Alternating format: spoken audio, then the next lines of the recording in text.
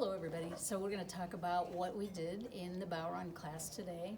And what we worked on, well, what we worked on yesterday was some polkas. So the polkas were just a 1, 2, 1, 2, 1, 2, 1, 2, 1, 2, 1, 2, 1, 2, 1, 2.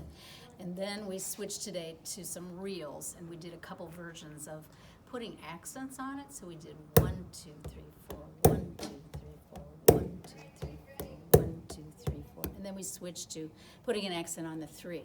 1, 2, 3, 4, 1, 2, 3, 4, 1, 2, 3, 4, 1, 2, 3, 4, 1, 2, 3, 4, 1, 2, 3, 4, 1, 2, 3, 4. And that's it.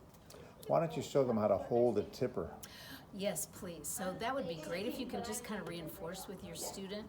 So what I had them do is just kind of looking at it this way and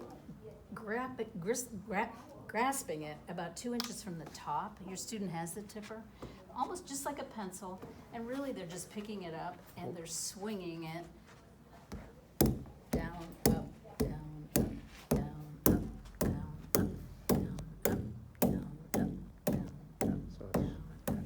Yeah, so I'm kind of just turning my wrist, hitting, I'm making almost a C. And I keep telling them this part is kind of pointing at their belly or their heart, whatever. And for now, I told them to just rest their fingers inside the drum if they have a drum. Or I said if they weren't comfortable with that, they could actually just hold it here for now because we're just starting. So anyway, okay, thanks.